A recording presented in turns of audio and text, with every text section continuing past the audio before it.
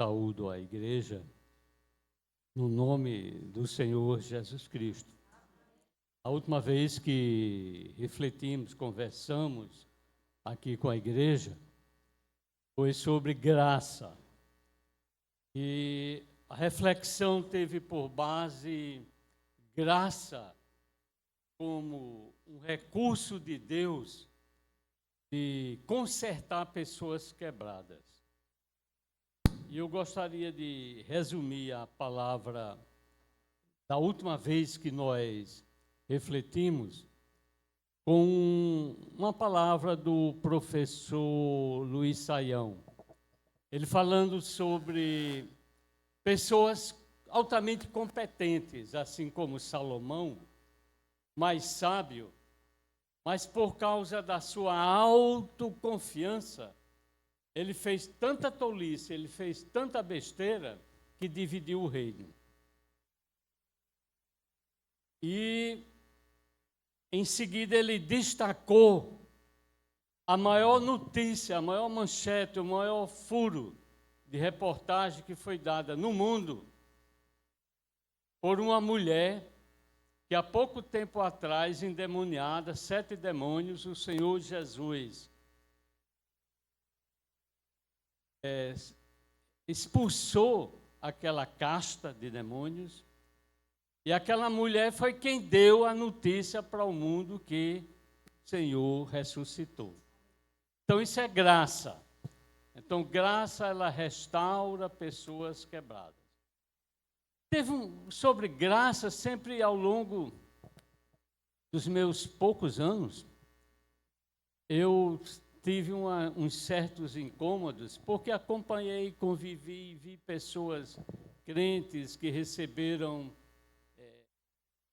orientação, estudo bíblico de pastores comprometidos, sérios, mas em dados momentos banalizaram a graça. Aí eu fiz uma pesquisa junto com material assim, John Stott e outros, sobre a banalização da graça, exatamente nós vamos comentar hoje. E também eu pensei sobre graça, porque a minha graça te basta. A gente sabe que essa vida ela é muito impactante, ela é muito difícil, ela é muito pesada. E eu tinha pensado sobre a graça como um recurso de restauração de vidas quebradas. Aí dei uma olhada aqui, fiz algumas anotações sobre a banalização da graça e depois a graça como um recurso prático que eu vou pretender falar da próxima oportunidade que eu tiver, se a bispa aqui autorizar, sobre a graça como um recurso de sustentação de vida para a gente enfrentar a vida com fé na palavra, com consistência, com amor, visualizando um horizonte. Quando a gente não puder correr, a gente caminha. Quando a gente não puder caminhar, a gente rasteja, mas nunca perdendo o Senhor Jesus Cristo de vista. Então, graça nessa dimensão do suporte de sustentação para os desafios da vida. Então, a graça de Deus, ela é uma dádiva soberana, porém, é uma responsabilidade santa. Ao mesmo tempo que a graça de Deus é uma decisão soberana de Deus para salvar, para restaurar, para consertar, para a vida cristã, ela é uma dádiva soberana de Deus para a gente fortalecer e a gente pensar, eu acho que eu não vou ter condições de superar, de enfrentar, de vencer. Mas um dia a gente, num patamar melhor, olha para o passado e vê que a gente superou. E conforme o tema de ontem, do versículo de ontem, lá da igreja de Lula, né? A Lula que eu digo, meu irmão, é o diácono aqui da congregação. Carlos Augusto, melhor dizendo. Então, 1 Samuel, parece que era 7:10, até aqui nos ajudou o Senhor. Aqui. Então, a gente chega um momento que a gente não espera de superar, mas pela graça de Deus, nós superamos. E queremos destacar o versículo-chave, o versículo base de hoje, na segunda carta de Paulo aos Coríntios, no capítulo 6, e o versículo 1. Não recebais a graça de Deus em vão. Então, isso é que me incomodou, às vezes me incomoda ao longo da caminhada. Pessoas que banalizam a graça, tomam conhecimento da graça de uma forma bíblica, de uma forma escola bíblica dominical, de púlpito, caminhada pastoral, e banalizam a graça. Eles consideram, recebem a graça, mas parece que foi em vão. Então, não recebais a graça de Deus em vão. Segunda carta de Paulo aos Coríntios, capítulo 6, e o versículo 1. Então, a graça de Deus, às vezes, ela é mal compreendida nesse aspecto. Porque existe a questão dessa lógica, dessa disputa, dessa briga, desse dualismo entre o legalismo e a questão das pessoas que, em resposta ao legalismo, elas vão para o outro extremo. Elas consideram o abuso da graça. Então, brigam com o legalismo, mas vão para o abuso da graça. Não estabelece aí um ponto de equilíbrio. Não estabelece um ponto de equilíbrio. Você transformando a graça em licença para o pecado. Então, uma banalização da graça e uma autolicença para o pecado.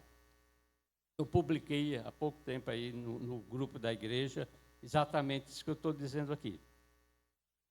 Depois você pode dar uma olhada, se quiser dar uma olhada agora, não tem problema, né? Em reação ao legalismo, a gente pode ler Judas, tem um capítulo, o livro de Judas, o versículo 4. Ou seja, são pessoas que transformaram a graça como licença para o pecado. É exatamente isso que Judas, no versículo 4 da sua carta, ele fala isso. Agora, a Escritura apresenta a palavra de Deus, a Bíblia Sagrada, a palavra revelada.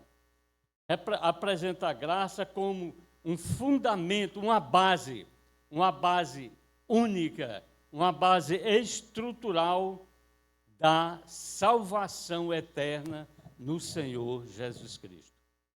Então, a graça apresenta essa base, é a base como uma base estrutural da salvação em Cristo Jesus. Ou seja, como um princípio transformador da vida cristã. Porque se a vida não é transformada, aí surge a dúvida, até onde a graça foi recebida por esta vida.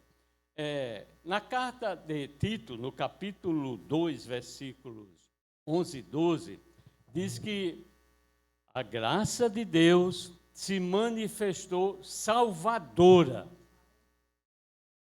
educando-nos, nos aperfeiçoando, educando-nos para quê?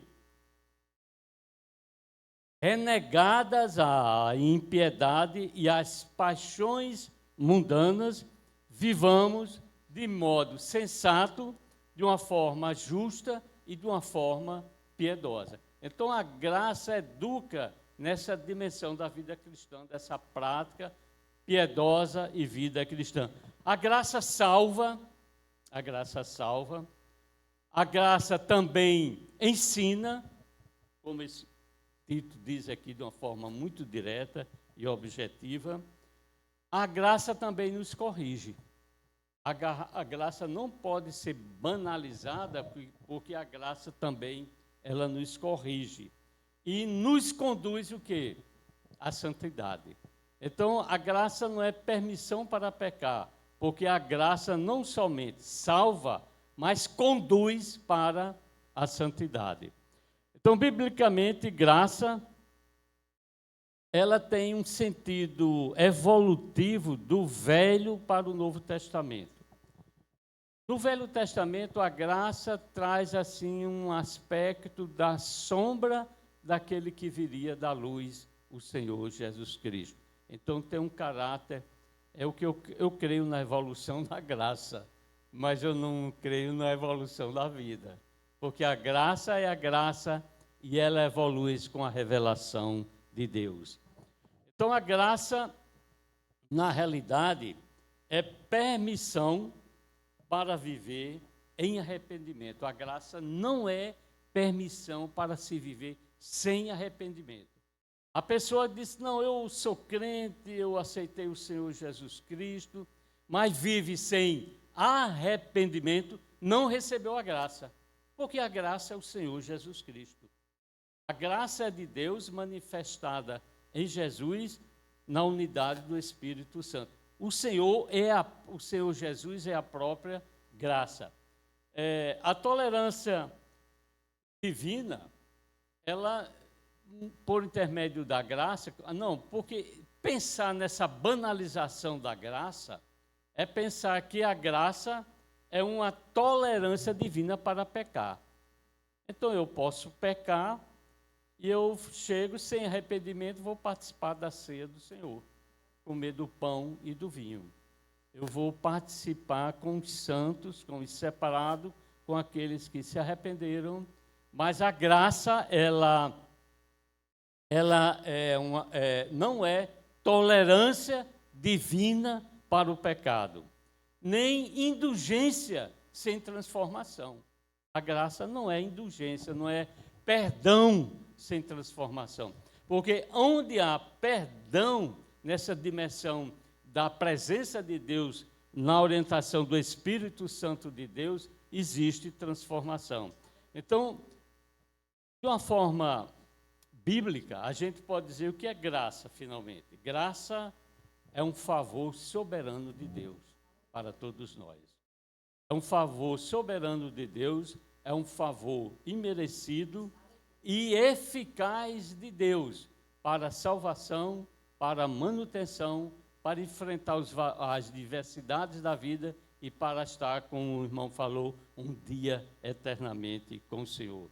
Então, é esse favor soberano de Deus, pelo qual Ele concede a salvação em Cristo, regenerando, transformando o pecador e conduzindo a uma vida transformada para a sua glória. E um dia nós estaremos para sempre com o Senhor. Consolai-vos com estas palavras. Hoje, na nossa grande escola bíblica dominical, dois adolescentes, teve um momento interessante, porque no início, quando nós estávamos lendo o Apocalipse, havia um mar de cristal, lá no início de uma igreja que batalha, de uma igreja que busca, que sofre, que é perseguida, mas ao mesmo tempo já vencedora no Senhor. Há um mar de cristal entre o trono de Deus e a humanidade. No capítulo 15 que nós lemos hoje, e teologicamente se definiu esse mar de cristal como uma santidade irradiadora da presença de Deus, que antes do Cordeiro trazer a salvação eterna, a santidade de Deus separa Ele em si de nós, humanos, na dimensão de pecado. E no capítulo 15, Apocalipse, esse mar de cristal, ele traz a si, ele atrai a humanidade que canta agora a vitória, que canta o hino do Cordeiro e canta o hino de Moisés. Ou seja, essa salvação pela graça, ela aproxima, a santidade de Deus, ela é atrativa. Então, a graça, ela salva, conforme Paulo aos Efésios, no capítulo 2, do versículo 8 ao 10, no versículo 8, Paulo diz que a graça salva. A graça exclui méritos nossos. A graça exclui méritos humanos. Produz boas obras preparadas por Deus. Portanto, a graça que não gera transformação de vida não é graça bíblica, não é graça de Deus. Então, a graça que não gera essa transformação de vida, que permite que a própria santidade de Deus seja atrativa, como um imã atrai o ferro, e o pastor Eustáquio, o meu primeiro pastor, faz tempo, viu? Faz tempo. Pastor Eustáquio Lopes, um dia eu conversando com uma professora na escola antiga, Edferne, Cefete, IF, né? Ela dizia, teve uma coisa que me marcou na minha vida. Eu estudava num colégio próximo da Igreja de Cristo, lá na Agostinho Leitão, e o pastor Eustáquio, no intervalo, a gente ia para a casa dele, que morava na casa pastoral, e ele nos dava uma aula bíblica. E um dia ele chegou com uns preguinhos de ferro e uns preguinhos de alumínio, e colocou assim em cima da mesa, e chegou com o imã e aproximou o imã. Os preguinhos de ferro foram atraídos pelo imã, e os preguinhos de alumínio ficaram. Ele disse, esses preguinhos de ferro, né, os átomos de ferro, esses preguinhos são os crentes no Senhor Jesus Cristo. E quando ele vier, serão atraídos e estarão para sempre com o Senhor. E os que ficarem são os preguinhos de alumínio que não têm o Espírito Santo, não estarão para sempre. Aí ela gravou aquilo como criancinha, 10 anos, 9 anos, e ela já tinha, não vou nem dizer a idade, que é a idade que eu tinha na época, há 40 anos atrás. Então, vejam como a santidade de Deus, a própria santidade, atrai o Salvador, e ele passa do canto de Moisés, de uma libertação física, para o canto do Cordeiro, uma libertação espiritual e eterna no Senhor Jesus Cristo. A graça, ela tem uma essência trinitária, Pai, Filho e Espírito Santo. Porque se a graça se não tiver essa plenitude do Espírito Santo, seria uma força, uma ação, um conceito puramente abstrato. Mas a graça é uma obra trinitária, Pai, Filho e Espírito Santo.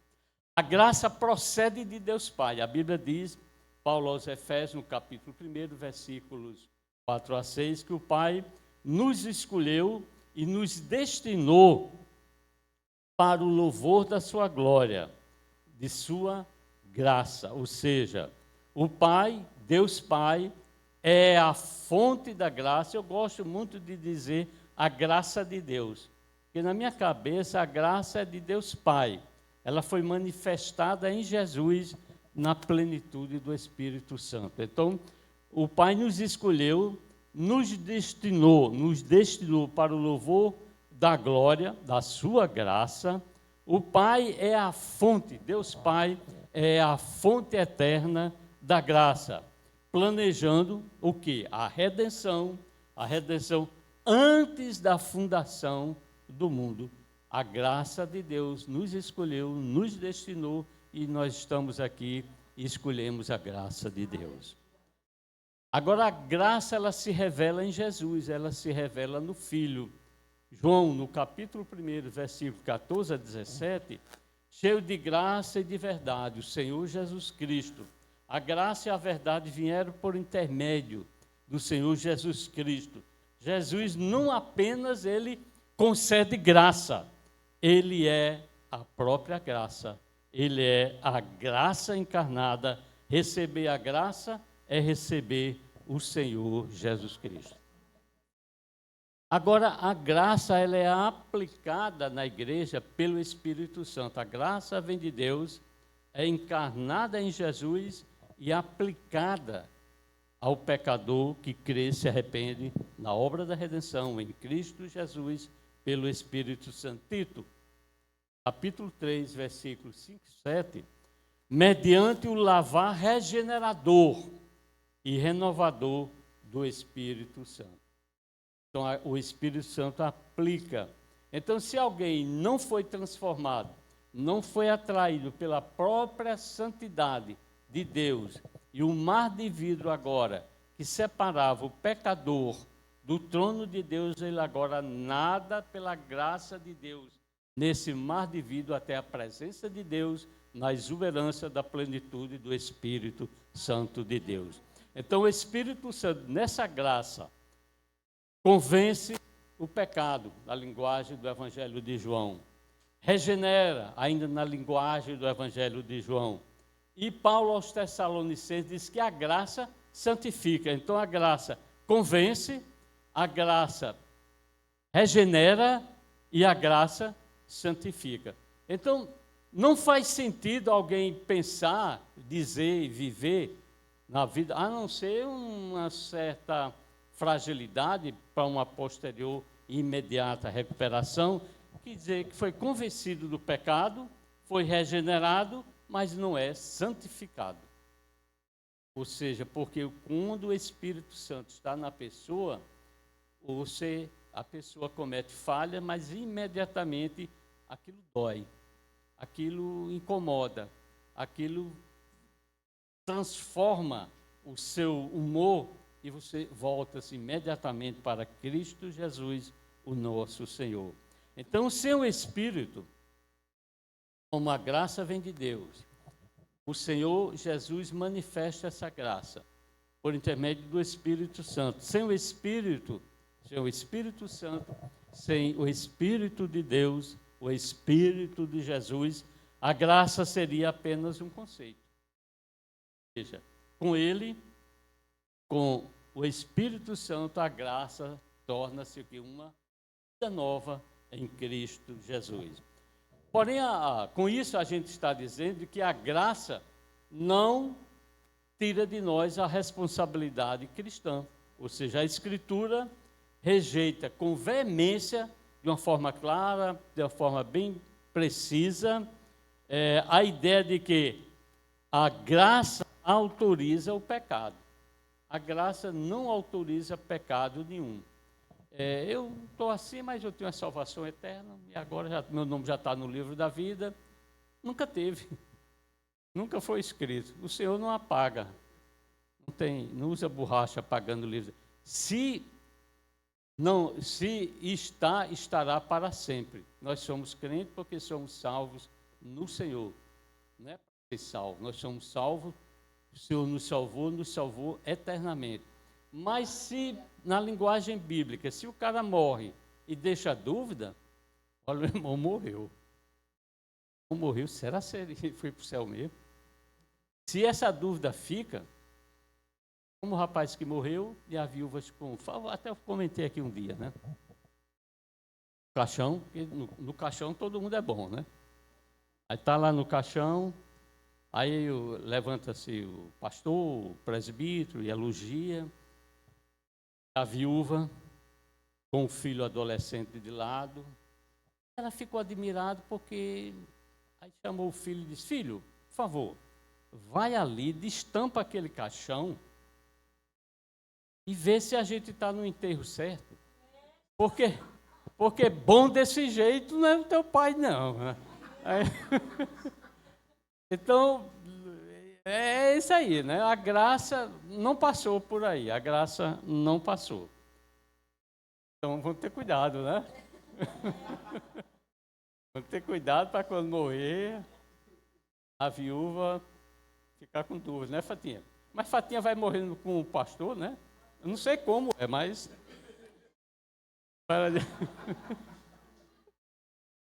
Muito, né? Entrando no arrebatamento. Eu não quero pensar em outra coisa. Romanos 6:1. Paulo faz uma pergunta retórica. É uma pergunta, se isolar, pergunta uma pergunta errada. Ele pergunta: permaneceremos no pecado para que seja a graça mais abundante? Retórica, isolada, é uma pergunta errada, nesse caso. A resposta bíblica qual é? Romanos 6:2. De modo nenhum. Não vamos permanecer no pecado para que a graça seja maior em nós, por hipótese nenhuma. A união com Cristo, ela tem algumas implicações. A união com Cristo, ela implica morte para o pecado e nova vida em obediência. Morte para o pecado e, ao mesmo tempo, nova vida em obediência. A graça é como um poder para a vida nova. A graça não apenas perdoa o passado, a graça capacita o presente. A mulher Madalena, que deu a maior notícia, né, para o mundo: o Senhor ressuscitou, o túmulo está vazio. Ela foi o que? Ela foi perdoada, ela foi restaurada e foi capacitada para aquele momento, para dar aquela notícia. Então a graça, ela restaura e a graça, ela capacita para o presente. Paulo, na primeira carta aos Coríntios, no capítulo 15, o versículo 10, ele diz que, pela graça de Deus, sou o que sou. Sou o que sou. Trabalhei mais do que todos. Todos eles, todos os apóstolos. Todavia, não sou eu, mas a graça de Deus comigo. Mas a graça talvez Salomão, que aumentou os impostos, que queria construir um templo bonito, que sobrecarregou muito a população, e ele era muito sábio, tinha consciência disso, pediu sabedoria a Deus deu sabedoria a ele, mas talvez ele não pensou no pensamento, na visão do professor Luiz Saião. Ele confiou muito em si. E o profeta chegou para ele e disse: olha, o seu reino vai ser dividido. A gente vai lhe respeitar enquanto você é rei, mas morrendo vai ser dividido. E foi dividido. Então, a pessoa capacitada, lógico, se a gente chegasse um dia para Pelé e dissesse: Pelé, você é um bom jogador, né? Ele iria dizer: mais ou menos. Ele sabia que era um bom jogador. Há coisas que a pessoa tem consciência que né? Eu tenho consciência que sou velhinho. Qual o problema? Qual o problema, né? Então, vê o seguinte: mas aquilo que a gente tem alguma consciência que Deus nos deu, não é o suporte para a capacitação para o serviço. É pela graça que a gente faz o serviço.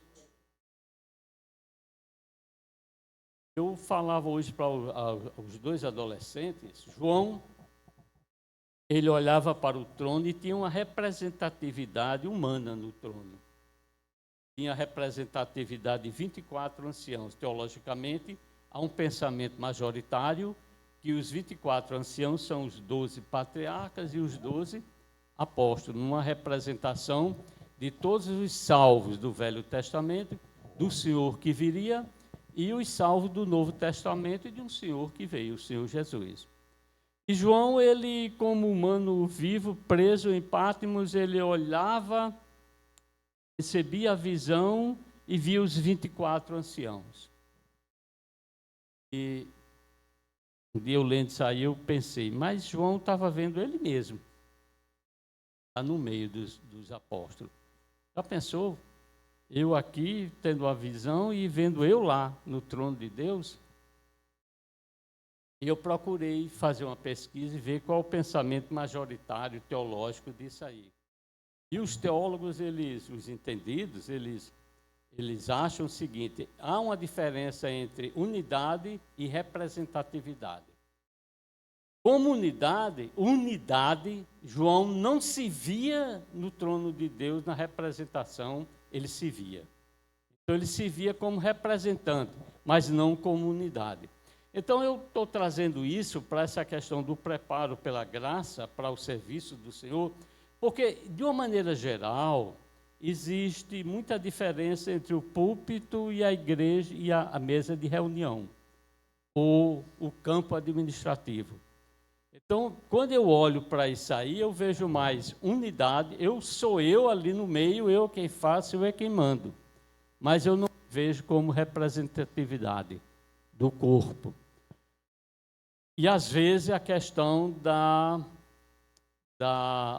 dimensão espiritual. Há uma banalização dessas coisas, porque João não fez promoção dele.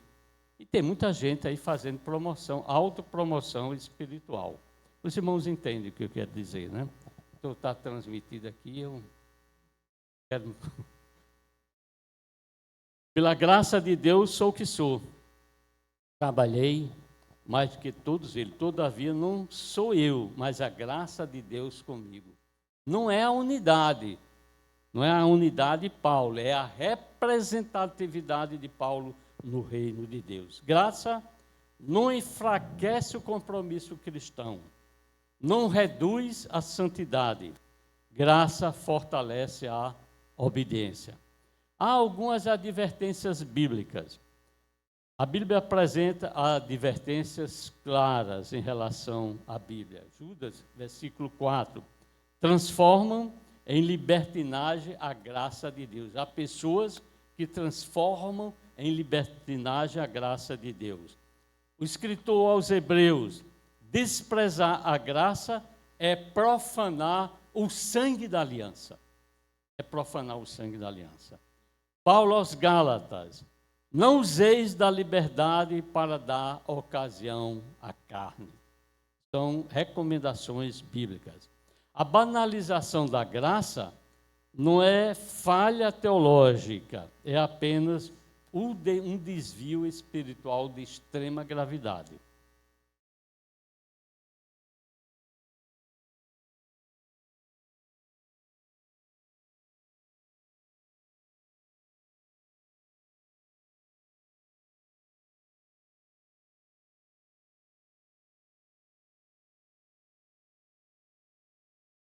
Fatinha.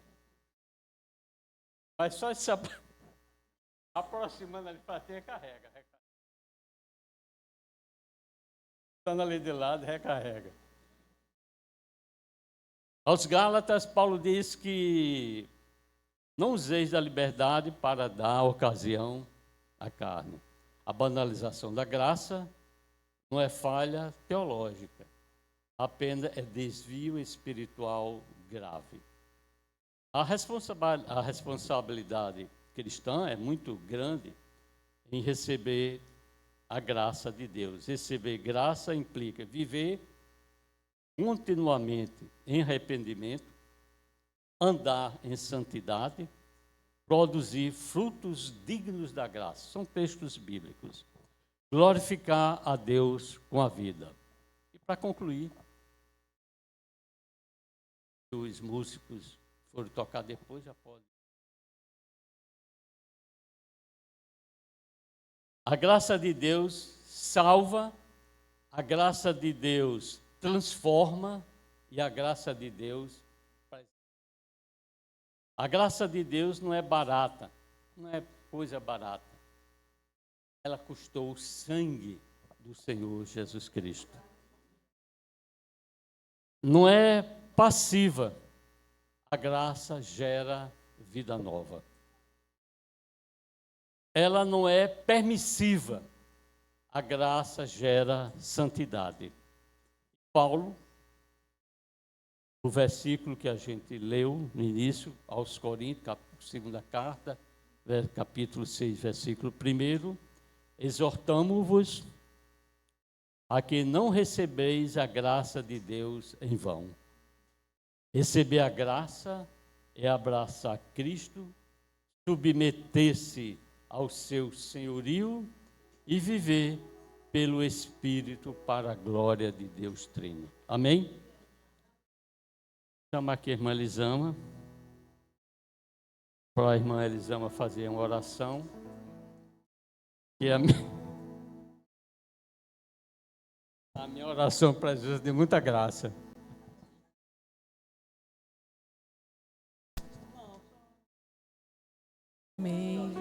Amém, grande mestre. Seu pedido é uma ordem. Fiquemos de pé, queridos. Vamos orar. A graça nos alcançou, por isso que nós estamos aqui. Aleluia. Se não fosse a graça, irmãos, aonde nós estaríamos uma hora dessa? Certa vez Pedro disse a Jesus: para onde nós iríamos, né? Só tu tens a palavra de vida eterna. Aleluia. Feche os seus olhos. Vamos agradecer por essa graça. Se não fosse ela, nós não estaríamos aqui. Não estaríamos respirando. Não estaríamos adorando a Jesus. Nós poderíamos estar em tantas partes, mas aqui nós temos paz, temos consolo, temos abrigo, temos força. Aleluia. Porque Ele é o nosso dono. Pai, nós queremos te agradecer nessa noite. Queremos te louvar pela tua graça, pela tua misericórdia. Queremos te louvar, Senhor, porque tu estás aqui. E se nós estamos aqui, Senhor, não é por nós mesmos, mas a tua graça nos alcançou. Ah, Jesus, onde nós estaríamos agora, Deus, se a tua graça não tivesse nos alcançado, nos restaurado, nos consolado, nos fortificado? Nós queremos te agradecer por cada irmão que está aqui, Senhor. Cada um carrega uma história, cada um carrega, Senhor, quem sabe cicatrizes, feridas, mas a tua graça que nos sustentou, nos tirou de lugares, ó Deus, aonde ninguém mais tiraria. Tu olhastes para nós com um olhar de amor, de misericórdia. O Senhor nos restaurou do lado, Senhor, do pecado. E nos fez herdeiros com Cristo. E nós queremos te agradecer por esse privilégio de sermos chamados filhos de Deus. Aleluia. Ah, Senhor, não há outro privilégio. Ah, Senhor, não há outra gratidão nessa noite de podermos dizer muito obrigado, porque a tua graça nos alcançou. A tua graça faz, Senhor, enxergar os nossos irmãos com amor. A tua graça nos faz caminhar dia após dia. Nós queremos te agradecer por isso. Nós não merecíamos, ó Deus, mas o teu amor nos alcançou. Ainda de olhos fechados, vamos adorar o Senhor. E continue agradecendo a Ele, porque Ele te alcançou.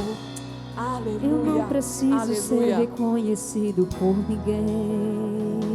Diga isso ao Senhor. A minha glória é fazer com que conheçam a Ti. E que diminua eu, para que Tu cresça, Senhor, mais e mais.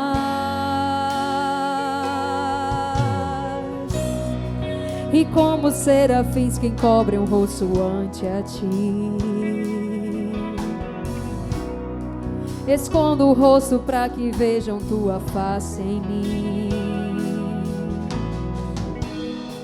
E que diminua eu, para que Tu cresça, Senhor, mais e mais. No Santo dos Santos, a fumaça me esconde, só Teus olhos me veem. Debaixo de Tuas asas é o meu teu lugar secreto, só Tua graça me basta e Tua presença é o meu prazer.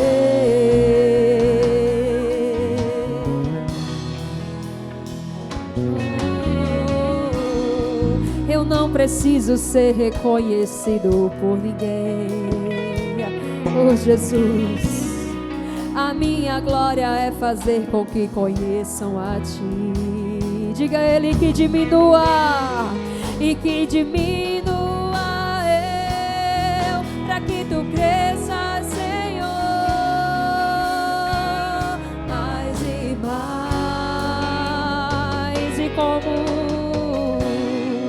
E como serafins que encobre o rosto ante a Ti, escondo o rosto para que vejam Tua face em mim. E que diminua eu, para que tu cresças, Senhor, mais e mais. No Santo dos Santos, a fumaça me esconde, só teus olhos me veem. Debaixo de tuas asas é o meu abrigo, meu lugar secreto. Só tua graça me basta, em tua presença é o meu prazer. No Santo dos Santos, a fumaça me esconde, só teus olhos me veem.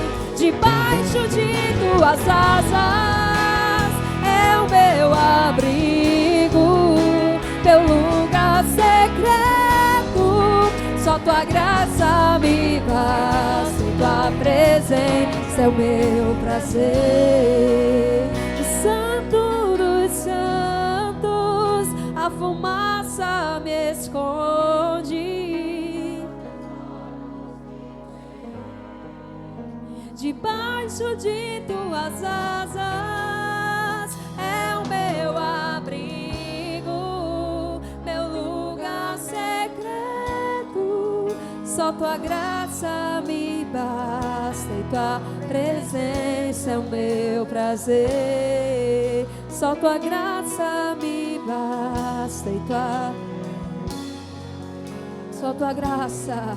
Só tua graça me basta, e tua presença é o meu prazer.